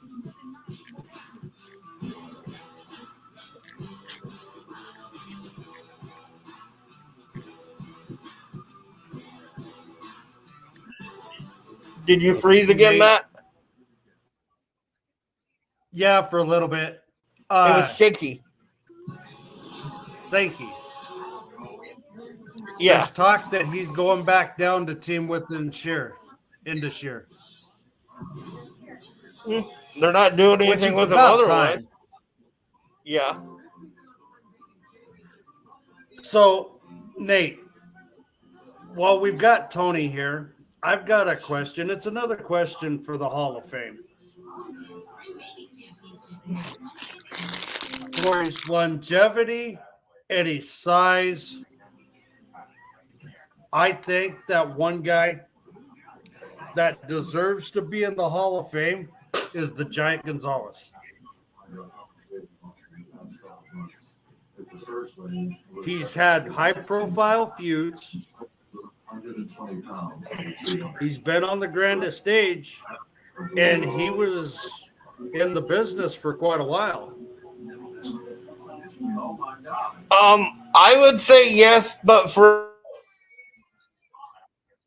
his work in I know he had a match with The Undertaker at In WrestleMania, Japan, but he had a match with Undertaker at WrestleMania 9.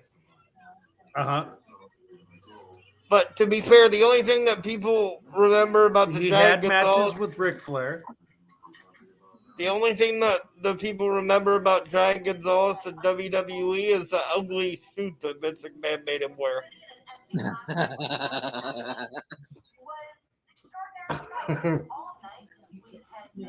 Yeah. He had two high profile matches, WrestleMania and SummerSlam. Yeah. So I've done really good as far as everything. So I think that for everything he's done, he deserves to get in. Well, I'm surprised that he's not in as much as Vince loves big guys. yeah. At least once a day. Well, I think Vince is, I as figured much he would as have been in a possible, long trying to time stay ago. out of the public eye. Another guy I think Vince. as far as big guys that deserves. Go ahead. I think Vince is trying to stay out of the public eye, and if he puts too many big guys in, then people are going to know he's still in charge. Yeah. I think Sid belongs in the Hall of Fame too. I'm surprised he's not in there. 100%, I agree. As part of the Skyscrapers, and as part of his single run. Yep. Another person that needs to go in because of their singles run, even though they're already in as a faction, is China.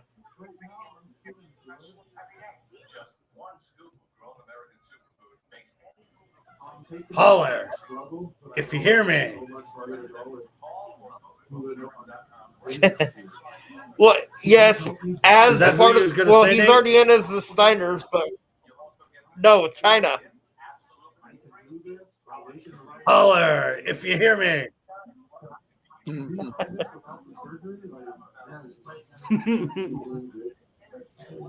Yeah, I can see him going in again.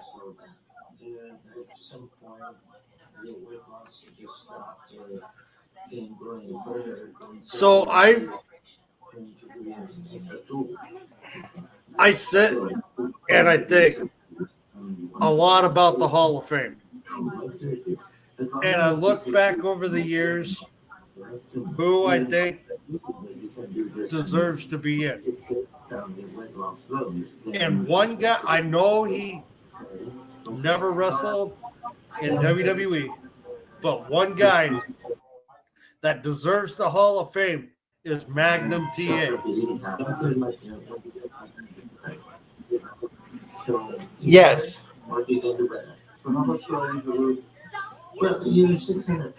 I know he was only in the NWA, but still. No, I think you're right because of the people he had the matches against.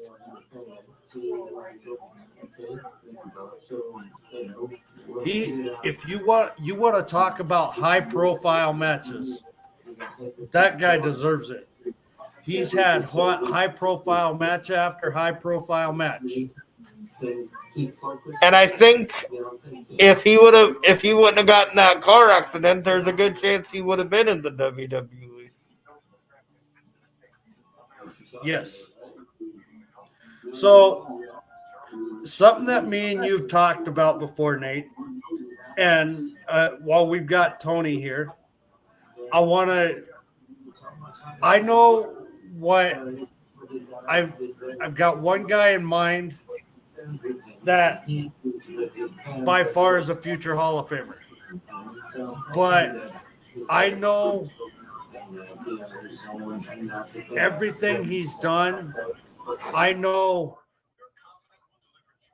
what above all makes him a Hall of Famer.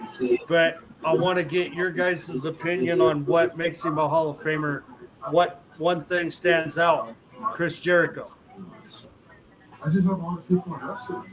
Like my parents, my family, my For me, it's the way he reinvents his character. What is the one thing that puts him that is with all of his accomplishments. To me, it's how he reinvents his character all the time, and how he keeps it so fresh.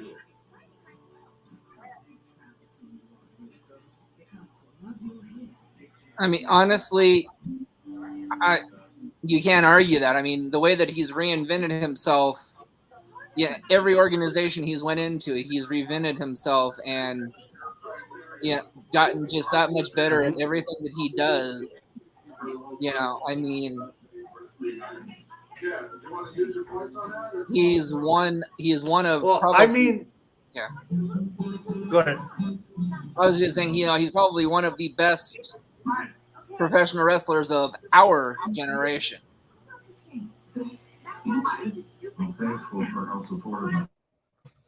But I mean, I agree with everything that he's accomplished in ring, not character wise, not changing it, anything like that, but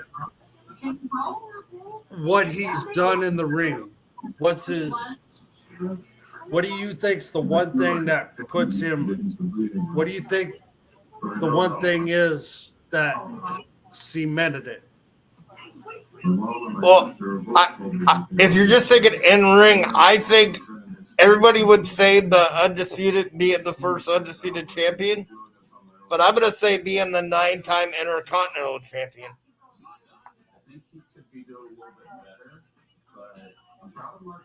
I think that,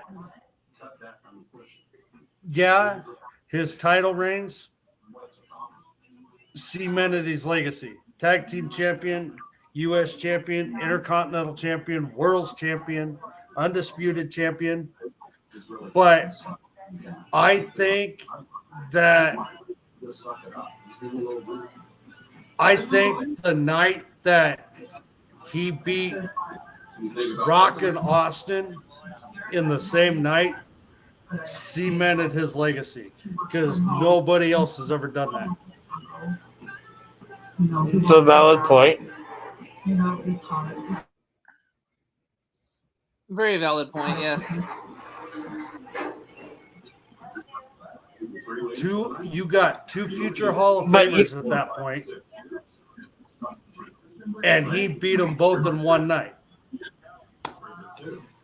But you can't discredit also being the first ever AEW champion also.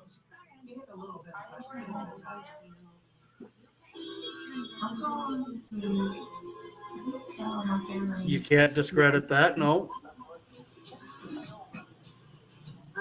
He was Cruiserweight champion in WCW.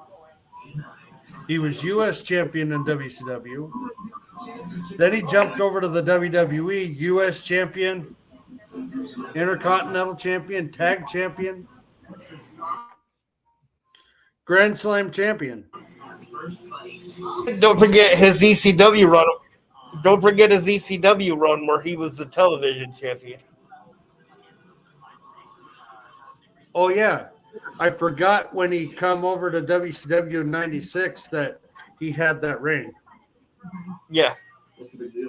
It was a short reign, but he had it. Well, yeah, it was kind of his transitional reign before he went to WCW. Another female that don't get her just deserves and belongs in the hall is Missy Hyatt.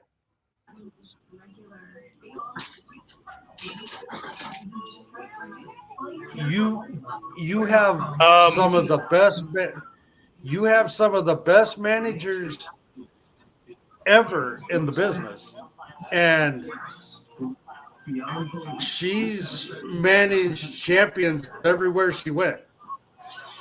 I would agree with that, and not so much to discredit how many people that she managed, because it was a lot, but she needs to be at the Hall of Fame for the only woman that could hang on the microphone with Paul Heyman. I agree with that. Her ex-husband belongs in the Hall of Fame too. one of the best workers to ever Which be in one? the business. Eddie Gilbert. Yes. Dan Spivey is another one that belongs in there. Longevity. I don't know so much about his WWE gimmick. I don't know, but without that Waylon Jennings character, Bray Wyatt said there. Waylon Jennings. Or whatever the character name was for. Waylon. Yeah, okay, I screwed up on that one. Nate, you're a little far up the alphabet. Waylon Mercy. Hey, I got it halfway right. Wasn't even close. Survey says, sorry. Point taken. His character in WWE, Bray Wyatt's got on record as saying that was where he got the idea for the cult, Bray Wyatt.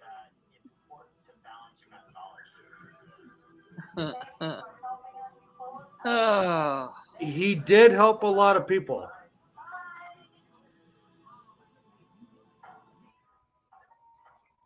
So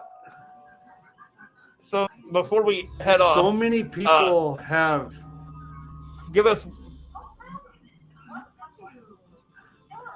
one more thing about the Special Olympics that you kind of took away from your time. I had a good time. The very first team that I got to be on was loaded. Not a lot of people got to see it. One of the coaches still around. The other coach walks with the Angels now. Both of them was phenomenal head coaches with that team. 7 out of 8 years walking away with a state gold medal. Pretty good. And then the next team I got to go on when it was dwindling down for me was fun. I enjoyed it. Granted, I didn't get to do much playing time because the whole thing was tailing off for me at that point, but it is what it is. Oh, I got a story for you, Nate. What? We was at state one time, and I can't remember who brought them, but we were in the rooms, and somebody started handing out bananas. Yes, so I grabbed a hold of an armful of bananas, and I started at the end of the hall, and I started opening doors and chucking bananas at people going down the hall. I love this story. Oh my God! I got Why have I all not the way heard to this the story end, and before? I got all the way to the end, opened Doug's door, and bounced one right off his forehead. It was one of the last years Matt coached. I got it was like I got Mike like 5 or 6 times just because I knew I could get Mike, so I went overboard on that one. Well, Mike was such That an was easy fun. target, though. I mean, he doesn't move Oh, I very know. fast. You know, I mean, and he just looks Did at I you. ever tell you the? Did I ever tell you the story, Nate, about me and Mike? He was my neighbor out at the Dry Creek Apartments, and he decided that he wanted to have a wrestling match with me in the apartment. Oh God. Oh Lord! So I out wrestled him from one end to the other. Of course. He goes, "I'm going to make you tap out with the awful bar." He put the awful bar on me, and I just stood there and looked at him. Oh my God! The awful bar. What? Isn't that the only move that he knew? Yes. Yeah. Well, that reminds me of a funny story. We was at the school, and the matches were being set up, and it was supposed to be me and Dean versus the Mungers. Somehow I it turned into a handicap match somehow. But me and Dean were afraid that we was gonna hurt him, especially Mike. Steven was a good wrestler. But anyway, back to what I was gonna tell you. We was having the match, and he goes, "Famous for me," and I go, "Be prepared to catch yourself." So I went for the famouser, and he didn't catch himself with his hands. He put his hands out at the edge of his body. So then his head went into the floor. and now we know why Mike looks the way he looks. And it was concrete underneath the floors.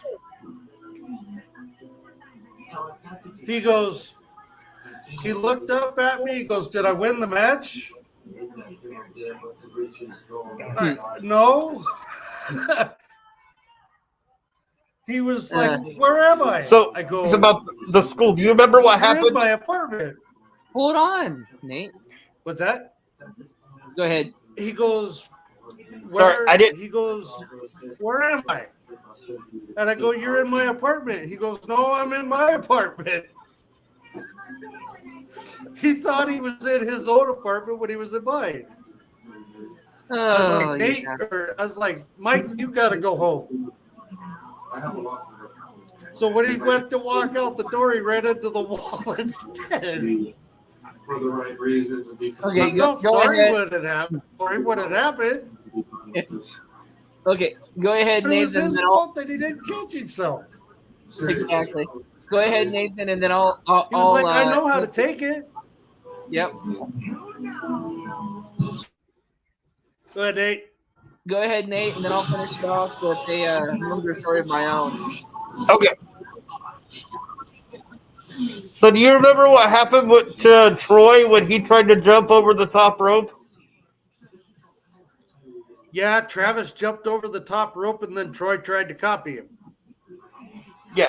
So the Travis he was talking about could jump over like X-Pac, straight over the rope. Okay. So his partner, who had an ego the size of Longview, decided that he could do the same thing. Well, he tried to jump And in front of a live crowd, over the top rope and got his left leg over. Took a face plant right into the ground. Oh, damn. no, he went over into the ring. Well, yeah. They was getting in the ring for the match. He was not happy about that. Exactly. So, I remember that. That was the same night that Mike took the kendo sticks from him. Yep. Ooh. So, the final story about Mr. Munger, okay? And it's a Special Olympic story, so it ties in perfectly with this. Okay, so we used to have state at Fort Lewis, right? Remember how we always tell the athletes as coaches, make sure you put your name badges in the lockers. Otherwise, they may disappear or things may end up being written on said name tag, right? I woke up in the middle of the night. Guess where I found my badge? Hanging on his bed. God.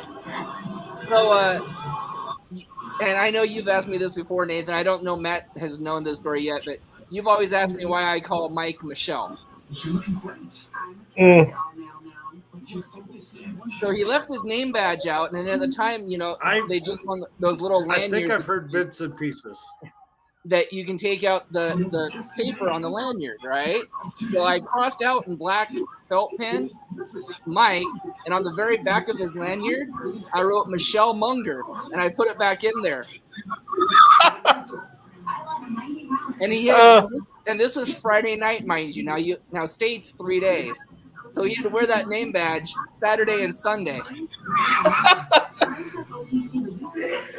Oh, I wish I would have been there. Oh wow. And he didn't find out until we all loaded up and came back to Longview who it was that wrote that. Oh, I love it.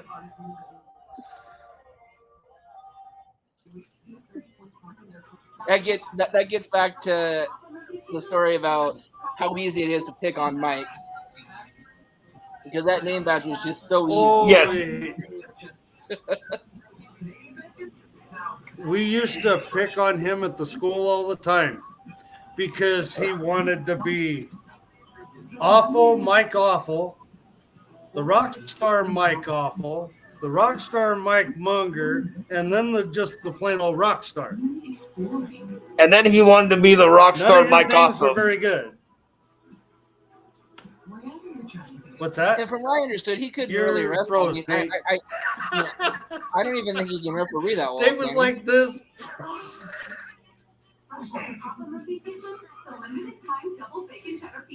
I said he wanted to be Mike Awesome too for a while. So Gimmick infringement. gimmick infringement. That's true. He Very took much a so. forearm to the back from a 450-pound guy, and he about collapsed to the floor. Mm-hmm. Kodiak hit him hard. Oh yes, I've heard that one too. Oh, Tony would have had fun. Oh yeah. It was fun back then. Too bad the owner couldn't get his drinking problem under control. Well, that and his womanizing. That too. So anyway, It was every other day that. Yep. every other day, huh? Yep. Oh yeah. He couldn't. Every other day there would be a new woman, and him and Dean were fighting over her. That doesn't seem to surprise me. To give you an idea, this guy has. This they guy were has. supposed 20, Oh, okay. this guy They has were supposed to 20 be tag kids partners. between Washington and Idaho. Oh wow. All right. Yep. So on that note, Mr. Noss, it's been awesome to reconnect with Matt. It's been far, far too long. Far too long. Yes. Oh yes. We'll have to have him Oh on. yeah. It's been fun. We'll have to have him on again when he gets his duplex above T-Rex. Then maybe we can actually have him run down and grab T-Rex, and we can have the Matt and T-Rex connection. Oh no, it's probably gonna be one over in Kelso because the one with T-Rex, there's a bunch of issues with that one right now. Oh, I mean, also, huh? But it'll be a nice big duplex. So I'll There be you go. over on 7th and Walnut. Okay. Just as you go around off of U Street, going around the corner right there. Gotcha. You know where U Street's at? Yeah. Yep. When you I go know down where- South Pacific by the pink store there? Yep. Yep. Take Yeah. that left at the pink store and go all the way down. Okay. So that's where I'll be at. Hopefully by the end of the month, I'll be in there. Well, that's good. Finally, huh? Oh, it's been long enough. This Yes, motel and going out to eat's getting pretty expensive. Yeah, it is. But I'll have better anyway, Wi-Fi too. exactly. But anyways, next time you come on, It's been yeah. It's been a pleasure. I've enjoyed it. I look forward to coming on again. Sounds good.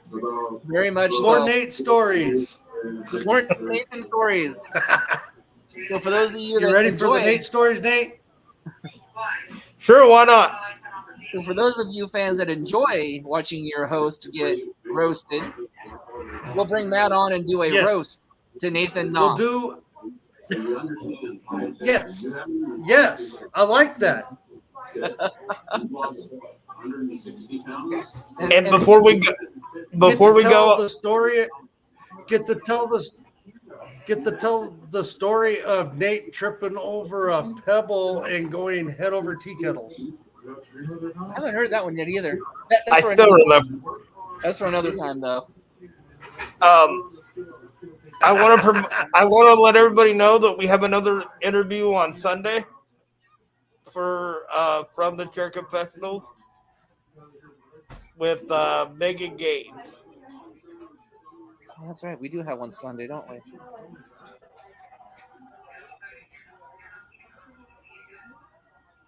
I swear to God that this host keeps me very, very busy. I can't even remember the days. That's right. I guess we do have a another interview this Sunday coming up. Yep. You wouldn't want him to keep track because then he'd forget everything. Actually, I do pretty It's well just on who he this part. is. There ain't no helping that. Yeah, actually, he's actually done pretty good with that part. So, all right. So yes, our next show is Sunday. Our next professional show is Sunday. I'm sure Nathan will go and do a recap show like he can on Saturday night. And Yep. I'm looking forward to April 1st and 2nd when he has his co-host come back live and do predictions for WrestleMania. Let's see how many Nathan can get right that weekend. And I say, in fact, for all the fans out there, Well, I'll put it out there. If he does not go a perfect card on both nights, I will fire him live the next night. Oh, right. Nothing like pressure. I will be watching that one.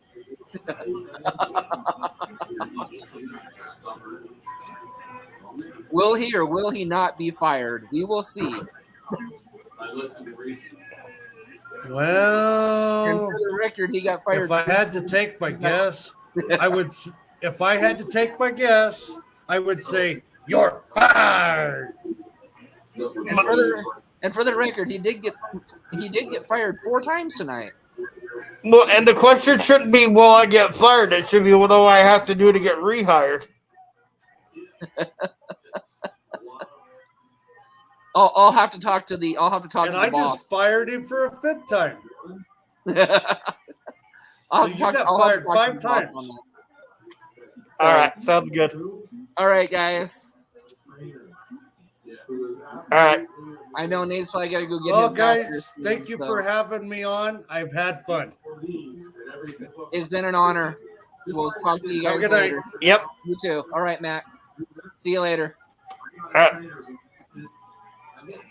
He's saying here, do this. Okay, you know what? I'm doing this. So you can't put Dr. Now and your trainer against each other because they're on the same. So my apologies for over talking, but he kept freezing and I didn't know where he started and where I know. So I think the recording is off now. And No, it's still going. is it? Okay, so end broadcast. Do we want to end the broadcast? Yes.